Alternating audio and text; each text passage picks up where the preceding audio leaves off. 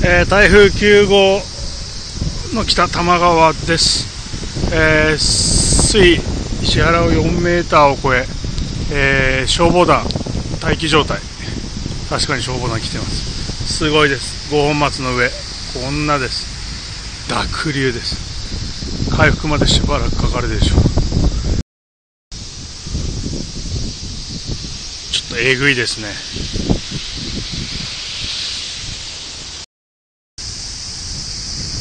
すごい。いつも陸地のところがもう完全に対岸、あそこも完全に中州ができて、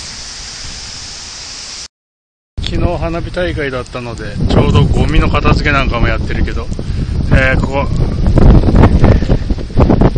日活の水門の上ですけど、ガチでやばいです。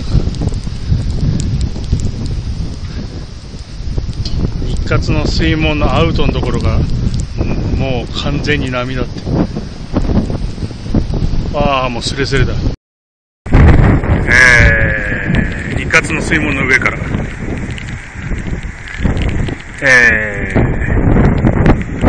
完全な水面がもう来ました。すっごいっすね。やばい。そして水門はもちろん開きっぱなしで、すごいめちゃくちゃに鮎のライズしてる。やっぱ釣り具持ってくれよかったかな。すんごいライズ。うわすごい。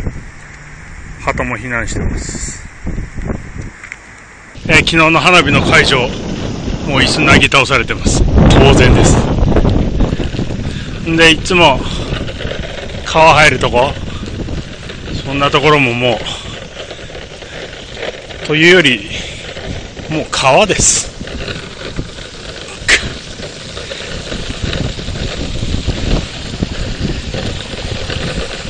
堰堤の下の分流ですけど、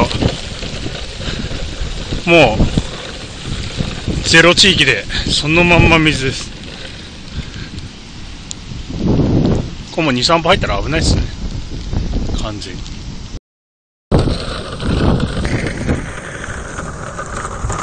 上河原の堰堤横です。横です。やばいですね。この見えてる中州が花火の打ち上げのとこだったけど、重機が何発かあるけど大丈夫だったんでしょうかね。ちょっと心配ですね。魚道はこんな。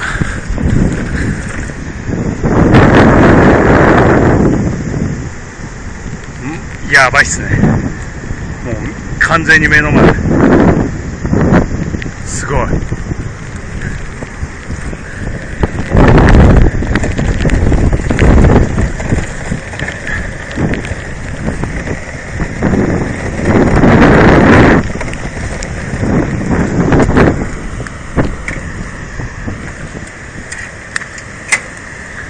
ちょっとだけ近づいちゃおう。な